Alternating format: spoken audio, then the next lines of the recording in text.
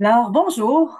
Moi, je vais commencer ma conférence sur l'anorexie, un sujet qui est sombre, mais pourtant qui est plein de lumière si on veut comprendre, si on veut avancer, si on veut pouvoir se guérir et accéder à d'autres façons de pouvoir se vivre, dans le fond, dans le moment présent et dans la vie matérielle autour de nous. Je vais commencer aussi par vous dire que je ne suis pas adepte des Zooms live, des choses comme ça. Je travaille avec la technologie, mais euh, je suis un peu dinosaure dans ce genre de façon de faire. Je préfère de loin être en présentiel, être vraiment face aux gens aussi pour avoir la dynamique, euh, le fond du regard des gens et tout ce qui peut vibrer en tant que personne. Donc, j'espère que tout est sous contrôle. De faire des liens comme ça, par exemple, ça donne une accessibilité, oui, à moi, mais à vous aussi. Par contre, je dois vous dire d'entrée de jeu que, euh, justement, voilà, on me dit qu'il y a des petits problèmes. Ah oui.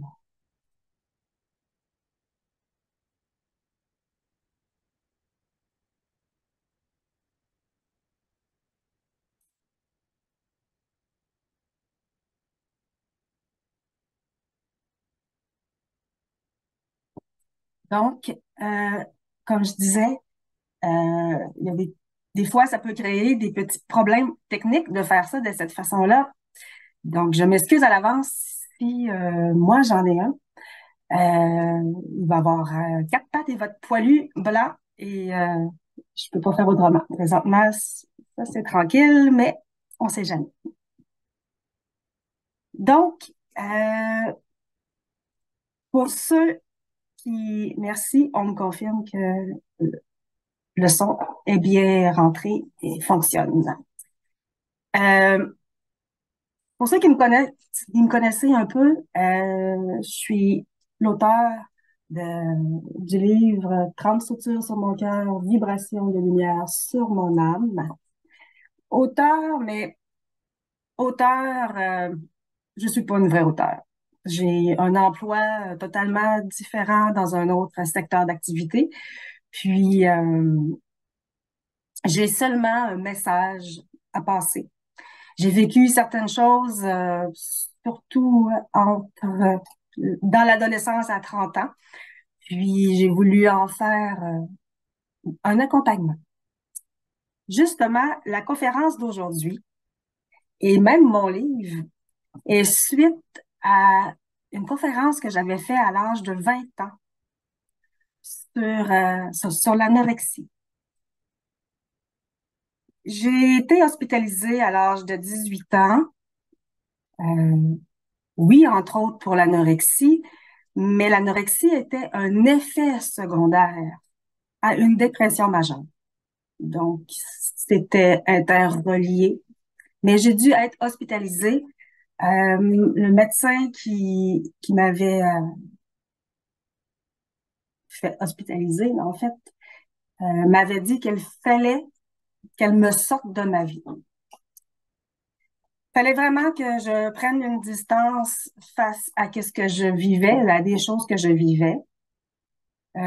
Pour pouvoir me donner un terrain neutre et bien sûr de l'aide de spécialistes pour pouvoir prendre un peu le dessus euh, sur sur bien des choses, dont la violence psychologique. Cela m'amène à vous dire, face à à l'anorexie, pardon, que je crois qu'il y a deux sortes d'anorexie. Je dis je crois. Je n'ai pas tout vécu. Euh, deux sortes pour vous dire que je crois qu'il y en a une qui est basée sur le fait vraiment de vouloir être mince. Euh, Soit parce que l'on se trouve trop grosse ou gros, ou qu'on remarque et on s'affiche à l'image que la société nous peut présenter, nous envoie, dans le fond, comme étant la norme et la meilleure façon d'être et de paraître. Pour ma part, l'anorexie a été, euh, comme je disais tout à l'heure, un effet secondaire. Vous savez, on se lève pas du jour au lendemain en se disant, bon, je vais être anorexique. Ou, ah, j'ai rien à faire, je vais décider de faire une dépression majeure. C'est des choses qui se tricotent, entre autres par la violence psychologique, les paroles, les comportements, les mots que l'on reçoit comme bagage se faufilent en nous et créent des bases euh, où va se développer un terrain, un certain terrain, on peut dire ça comme ça, dans notre personnalité qui va faire en sorte que, au-delà de notre conscience, comme je disais, on décide pas de, ça va se préparer, tout va prendre place en nous de façon complètement sournoise. Donc, moi, par rapport à mon bagage, par rapport à comment je l'ai vécu, euh, c'est un effet secondaire qui, en fait, j'ai compris quelque temps après ma guérison, était en place parce que je voulais m'effacer. Je voulais m'effacer, je voulais m'éloigner de ma vie, tout simplement. Donc, oui, l'anorexie en général est un comportement destructeur, mais aussi, vécu de cette façon-là, c'était vraiment de fermer la porte, sans vouloir mourir. C'était comme de fermer la porte en moi, m'effaçant pour pouvoir me rendre d'une certaine façon invisible, intouchable face à la violence et à certains comportements de d'autres personnes autour de moi qui m'ont rendu malade, en fait. Alors, je suis hospitalisée, j'ai 18 ans. Euh, Bien sûr, il y a eu des pesées à tous les jours. Il y a eu un suivi au niveau alimentaire qui a été fait. Euh, mais tout a été fait, je trouve, d'une façon très respectueuse. Euh, Jamais j'ai senti qu'on regardait ce que je mangeais de façon euh, maladive ou méchante ou non, on regardait si je mangeais, tout simplement. J'ai jamais senti de pression. Et ça m'a aidé beaucoup. Ça m'a permis d'avoir un espace où ce que je pouvais quand même être euh, avec ma maladie, avec mon refus de manger. On me laissait comme l'opportunité d'y aller à mon rythme sans m'obliger, voyez-vous. Ça a été très important. Et je vais y revenir sur cet espace de laisser place à un rythme à la personne qui est atteinte d'anorexie. Il y avait eu aussi des tests plus approfondis au niveau de mon corps en général. L'anorexie, en ne mangeant pas, les organes n'ont pas tout ce qu'ils ont besoin pour pouvoir fonctionner. Donc, les tests sont venus confirmer que rien de grave n'avait été touché. Euh, Entre autres aussi que mon système reproducteur interne était intact. J'allais pouvoir avoir des enfants si je le désirais plus tard. Dans mon cas, comme bien d'autres anorexiques, j'ai perdu mes menstruations. Donc, ça a fait partie euh, du processus médical d'aller vérifier ces choses-là. Ça a été une grande bataille pour moi, euh, mais tellement enrichissant, ça fait très étrange de dire ça, puisque être au fond de l'abîme, dans une noirceur totale, dire que c'est enrichissant, c'est comme contradictoire, c'est, c'est vraiment très étrange à dire. Mais de se retrouver dans un lieu neutre, qui était l'hôpital,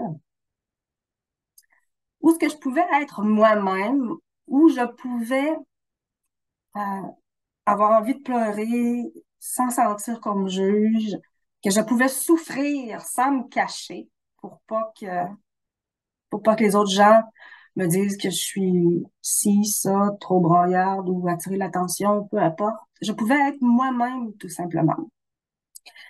En étant moi-même, les émotions ont pu remonter et je crois que c'est un des buts le plus important pour pouvoir guérir d'une dépression majeure, oui, mais de l'anorexie. Puisque l'anorexie est une maladie mentale. Il y a toujours quelque chose de caché dessous. Je compare souvent l'anorexie à un iceberg. J'ai la misère à dire ce mot-là. Les gros blocs de glace qui flottent à la surface d'un océan. La partie sur le dessus de l'eau, au-dessus de l'eau que l'on voit, c'est une partie de l'anorexie. La partie plus profonde dans l'eau, c'est la plus importante.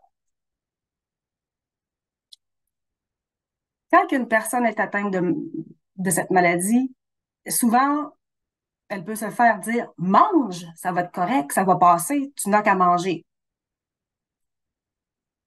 Ça, cette forme de parole-là se reflète à la partie de l'iceberg qui est immergée de l'eau.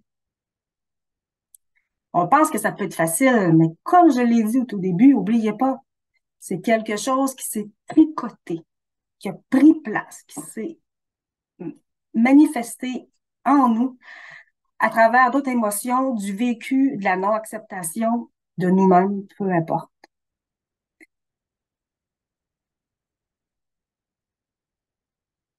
Même que de dire à une personne anorexique, mange, tu n'as qu'à manger, c'est très provoquant pour une anorexique. C'est comme un peu se faire dire, t'es pas belle, t'es trop maigre, t'es trop mince. Pour nous, c'est comme si ça vient renforcer le manque d'estime que l'on a envers nous. Ça vient renforcer aussi l'image de nous que l'on n'aime pas. On se trouve pas belle, on se trouve trop grosse, on se trouve pas assez importante, on se trouve peu importe. Et c'est là, j'en viens au plus gros de mon titre.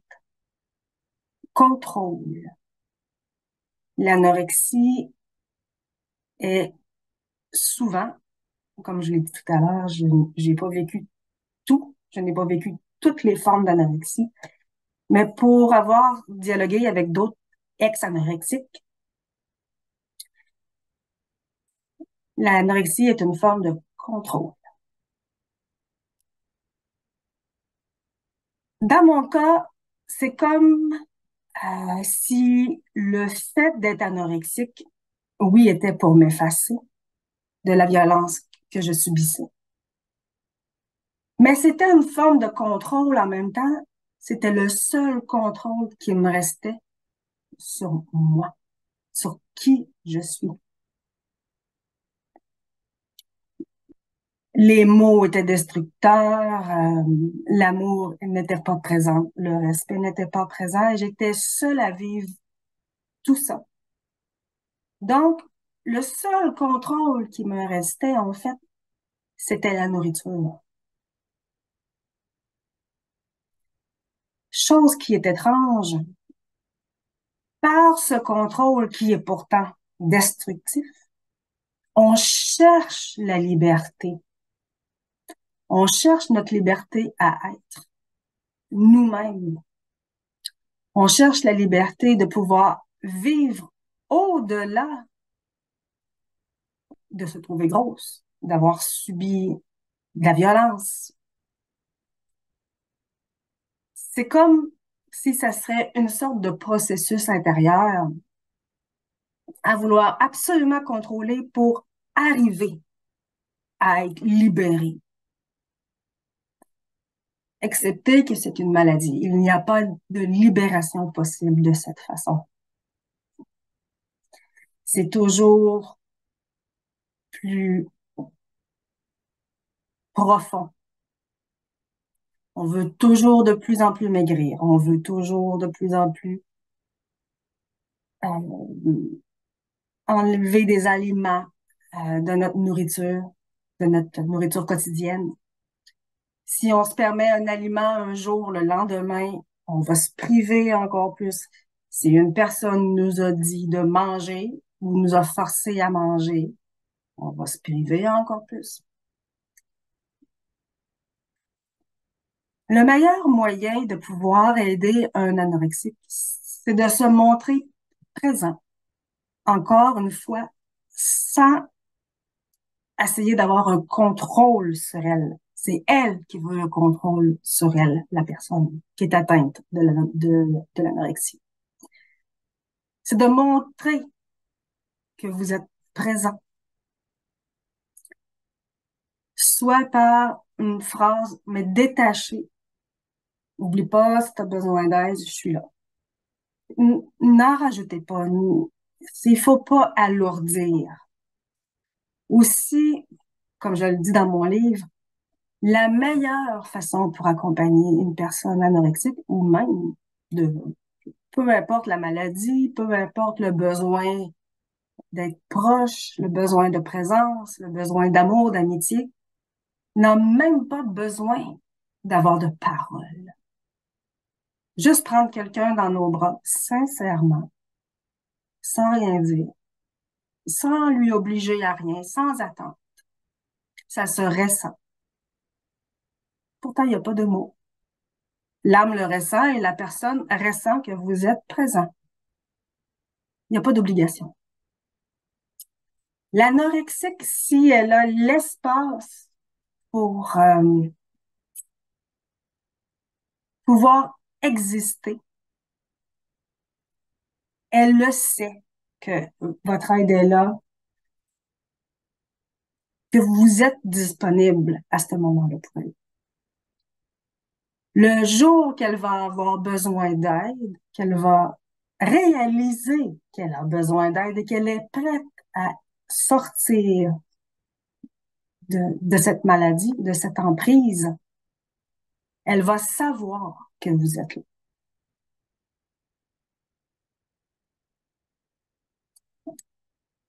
Donc, il y a un gros aspect de contrôle. Il y a un aspect aussi de mensonge. J'ai une personne proche de moi, suite à mon livre, qui m'a avoué qu'elle avait une amie euh, qui est présentement anorexique. Elle est très déçue puisque cette amie ne lui dit pas tout. Elle va lui mentir.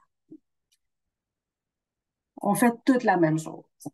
Si on a un repas, soit au restaurant, soit avec des amis, mais que ça implique des gens autour, des fois, on va dire qu'on n'a pas faim puisqu'on a déjà mangé. On ne l'avouera pas non plus. S'il y a des personnes qui se font vomir ou qui prennent des laxatifs pour pouvoir évacuer les éléments de la nourriture en général, ils ne l'avoueront pas. En l'avouant aux autres, on sait à quelque part, on le sait que c'est pas naturel, que c'est pas sain ce que l'on fait. Donc, on sait que on va sûrement éveiller un comportement ou une réaction chez l'autre personne. C'est pour ça qu'on ment. C'est qu'on ne veut pas en revenir encore à l'aspect de perdre le contrôle qu'on a sur nous. Est-ce que les anorexiques sont, en général, des personnes qui veulent tout bien faire dans leur vie? Je croirais que oui. Inconsciemment, surtout. On veut atteindre notre but, on s'est fixé un but, on veut toujours de plus en plus maigrir. En général, ça peut être des gens qui vont vouloir performer à leur travail, performer dans leurs études. Il semblerait que parfois, il peut avoir des liens avec une certaine performance, un certain, encore là, contrôle sur mener à bien ce que l'on veut réaliser. Dans mon cas, euh, le but de maigrir, comme si je m'étais trouvée grosse au départ, c'était pas, j'avais pas de but de maigrir. Mais dans les faits, j'avais exactement les mêmes, euh, les mêmes actions qu'une anorexique. Je me trouvais grosse quand même. Je me pesais tous les jours, plus qu'une fois par jour, quand même. J'ai parlé à des anorexiques à 20 ans quand j'avais fait ma conférence, entre autres. Certaines mesuraient leur minceur en voyant là ce qui est ici, là, de plus en plus creux. Moi, c'était dans mon bain le soir, je collais mes deux genoux et ma fixation était sur mes cuisses, je voulais pas qu'ils se touchent. La maladie, l'anorexie, est mentale. Veut pas, il va avoir des genres de fixation. On va fixer sur notre os, on va fixer sur nos cuisses, on va fixer sur peu importe.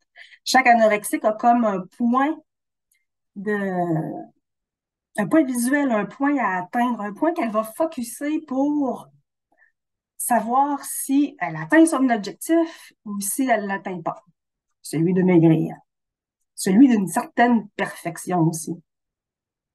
Et l'autre fixation, vous le devinerez, c'est le pèse-personne.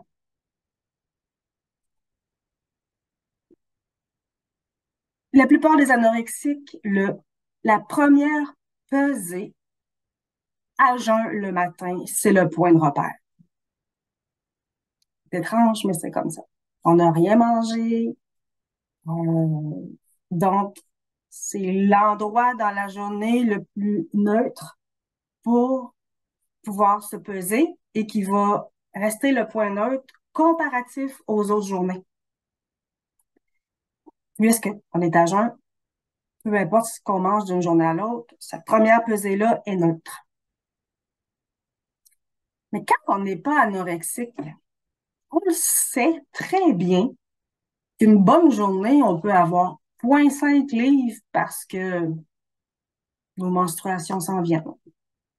On peut avoir 0,5 livres de trop parce que c'est humide dehors, puis on enfle un peu.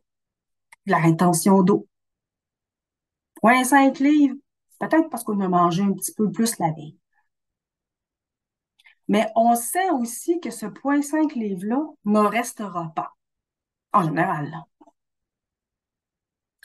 Donc, c'est très fixatif et maladif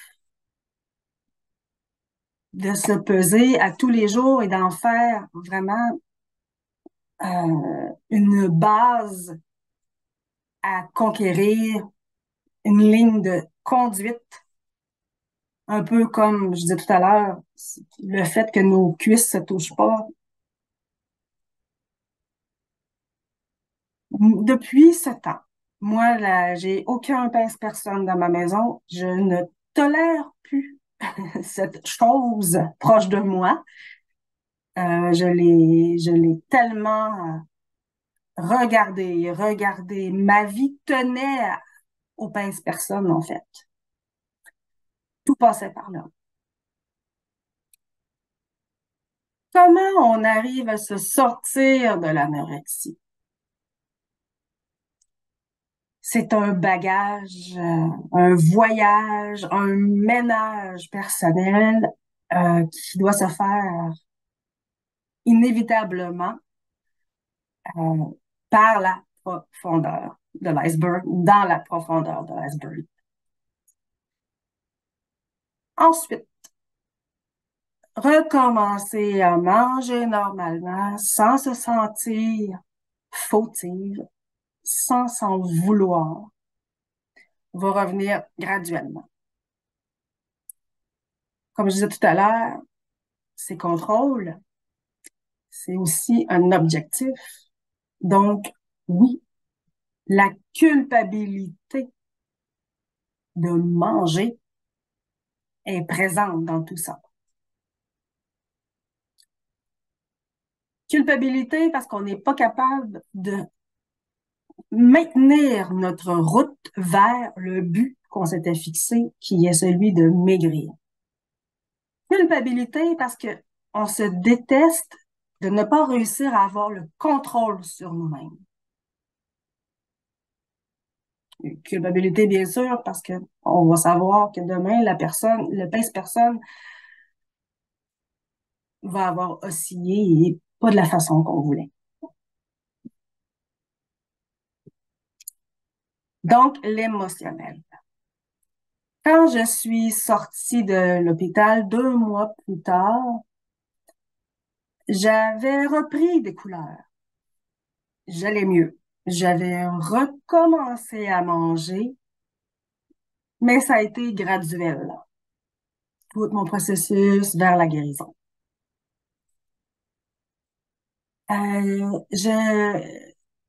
Je m'étais trouvé une personne qui a encore une clinique aujourd'hui, c'est la clinique Saint-Amour, c'est sur la rive sud. À la dernière nouvelle que j'avais eue, qui était encore sur la rive sud de Québec. C'est une dame qui a parti sa propre clinique, qui a été, elle aussi, anorexique.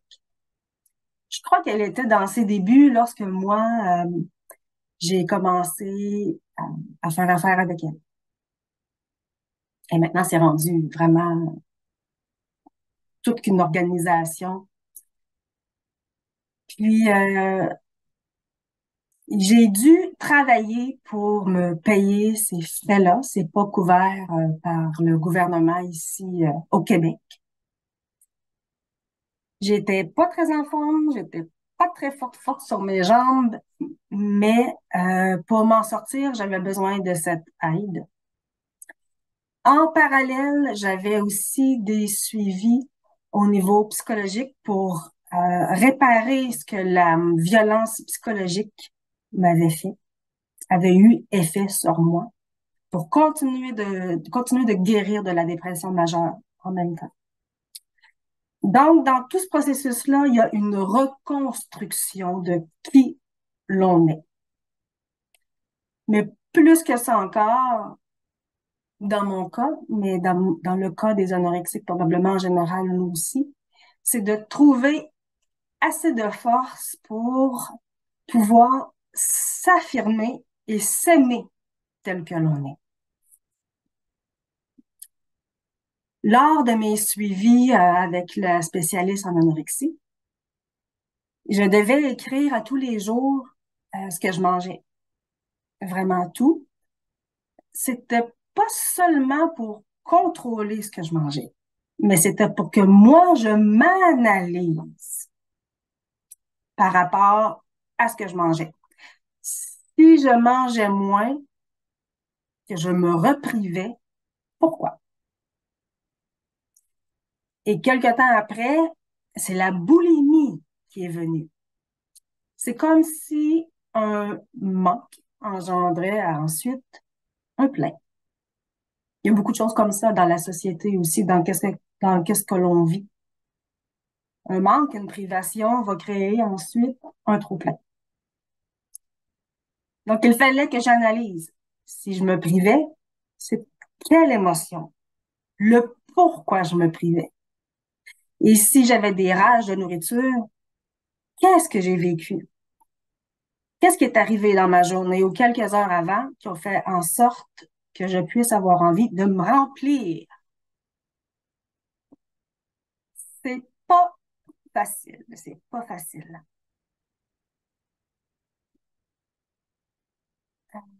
c'est comme un peu demander à quelqu'un qui fume, là, c'est rendu une habitude, mais c'est un peu la même chose que quelqu'un qui arrête de fumer. Faut que tu combattes ton envie de fumer, il faut que tu combattes même l'habitude que tu as à aller t'allumer la cigarette. C'est un combat intérieur. Il faut que la personne qui essaie d'arrêter de fumer se retienne d'aller chercher des dépanneurs, des cigarettes, pardon, au dépanneur ou peu importe. Mais c'est la même chose que j'ai vécu différemment. Mais quand même, le sens profond, oui. Lorsque j'avais une rage de nourriture, fallait que j'aie la force de fermer le 2 litres, exemple, de crème glacée, et de m'en aller euh, loin, plus loin possible de la cuisine pour faire une coupure. Dans le fond, c'est la même chose que le fumeur de tout à l'heure. C'est d'avoir la force de m'en aller, euh, de pas aller au dépanneur, chercher les cigarettes, dire, oh non, non, non, non, c'est trop dur, c'est trop prenant.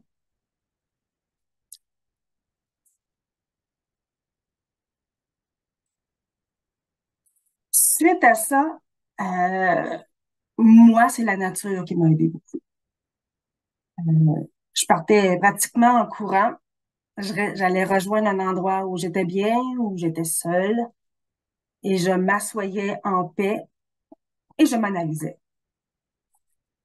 Mais pas juste une analyse mentale.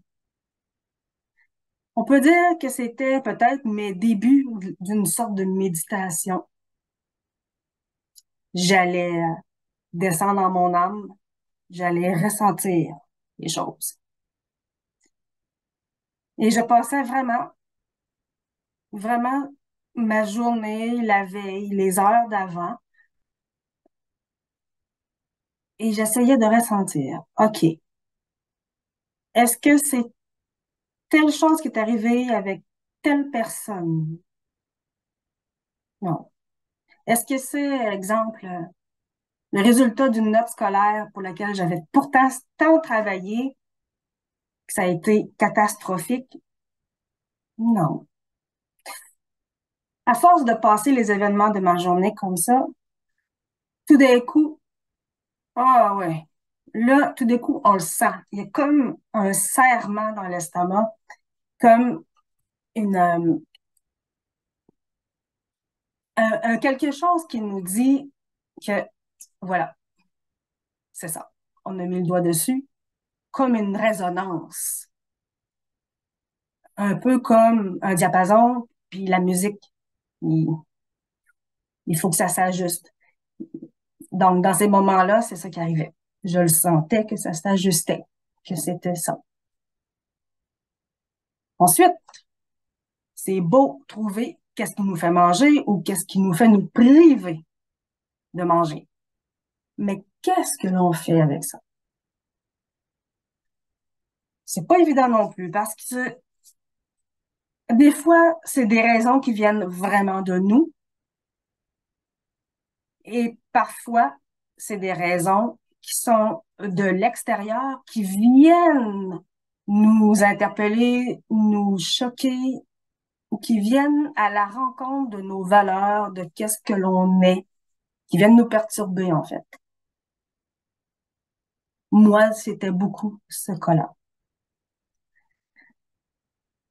C'est d'arriver à vraiment définir ce que l'on veut, définir qui l'on est. Moi, à ce moment-là, je ne savais même plus ce que j'aimais faire. Ce que j'avais vécu m'avait amené à ne plus être qui je suis. Euh, J'avais vécu de la violence telle que j'avais même pas le droit de choisir titre d'un film ou le choix d'un restaurant.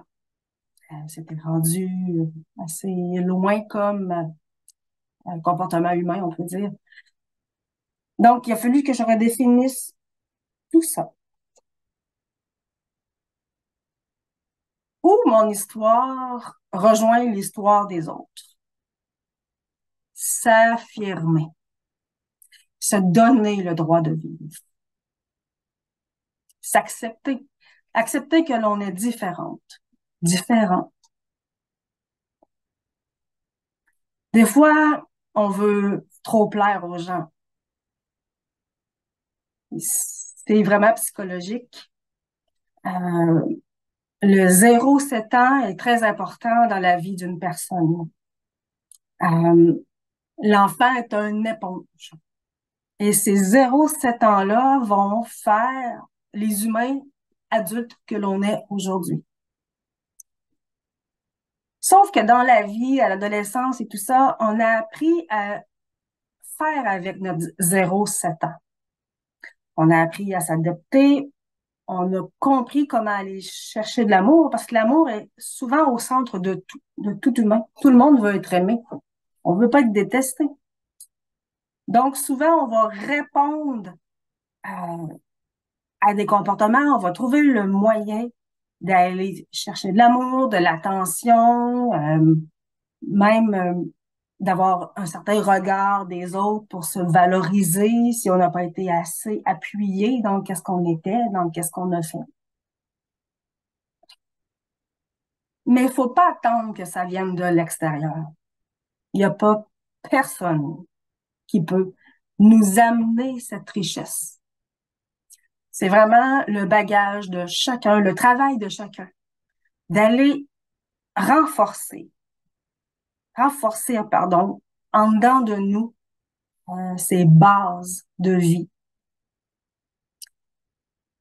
Tant que, exemple, on s'aime pas assez nous-mêmes, même si une personne qui est bienveillante, très gentille, avec vraiment de bonnes intentions, vient auprès de nous en nous offrant son amour, son acceptation, son accompagnement, on va être content. On va, on va vouloir prendre ce qu'elle a à nous partager. De un, bien sûr, souvent dans ces relations-là, c'est qu'il n'y a pas de partage. Il y en a un qui prend, l'autre qui donne. Mais le pire est que tant que nous, on ne sait pas aimer, qu'on ne sait pas apporter cet amour, cette affirmation et ce besoin de vivre-là, même si l'autre nous l'offre, il va toujours avoir un vide. Il y aura toujours un vide en nous.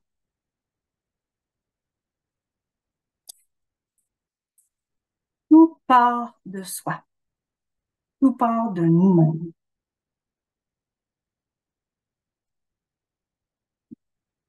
Je vais changer de nature de sujet tout en étant dans l'anorexie. Je vais aller, parce que le temps passe, je vais aller du côté des peurs et des doutes. Quand on recommence à manger, quand la vie reprend, qu'on s'est affirmé, OK, on s'accepte un peu plus, euh, mais que la maladie est encore là en sourdine. On va avoir peur. Jusqu'où je vais engraisser? Même au début, dans les débuts, moi, dans mon cas, je ne savais même plus comment reconnaître la faim, avoir faim. Je ne le savais plus. J'étais habituée de vivre avec toujours toujours avoir faim. Quand est-ce que je suis vraiment rassasiée? Quand c'est vraiment une vraie faim, suite à avoir connu la boulimie, parce que ça aussi, tu perds ta notion d'avoir faim. C'est comme si tu avais faim tout le temps. C'est profond, c'est très profond. C'est vraiment de réapprendre, un peu comme quelqu'un qui a un gros accident doit réapprendre à marcher. C'est réapprendre à manger. C'est vraiment, ça fait partie. Bref, on fait quoi avec ces peurs et ces doutes?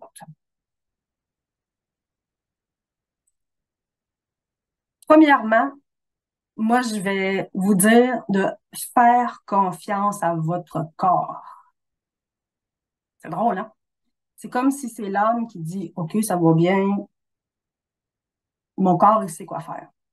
Oui, le corps sait quoi faire.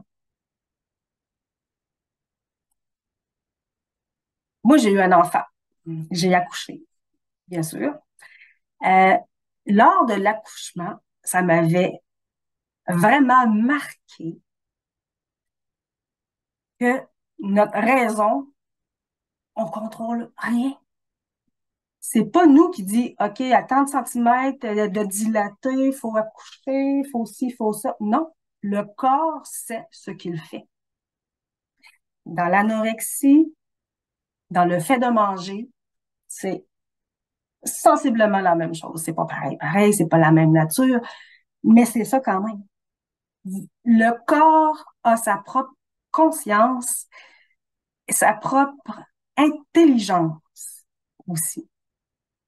C'est les mêmes barèmes euh, que lors de l'accouchement, par exemple. Il faut faire confiance à notre corps, mais c'est comme le reste, il faut avoir un équilibre. Bien entendu, si on mange, si on fait pas de sport, si on dépasse ce que notre corps a vraiment besoin, oui, on va peut-être être porté à engraisser. Je dis peut-être, parce qu'il y a des gens qui vont manger beaucoup, qui vont rester minces.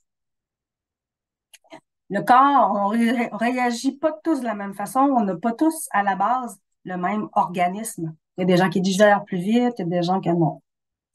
Bref, toujours est-il que faites confiance à votre corps. Mettez-y l'équilibre, pas l'obsession, l'équilibre. Puis votre corps va très bien gérer la situation. Autre chose. La perfection n'existe pas. Euh, Vous savez, on est comme tout le temps insatisfait de quelque chose. On a les cheveux droits, on voudrait friser, on frise. On voudrait avoir les cheveux droits, peu importe. Il y aura toujours quelque chose sur notre corps que l'on va moins apprécier, que l'on va moins aimer. C'est comme ça. Donc, il faut accepter et apprécier ce que l'on a et même si c'est pour nous aider, nous comparer à qu'est-ce qui arriverait si on ne l'avait pas.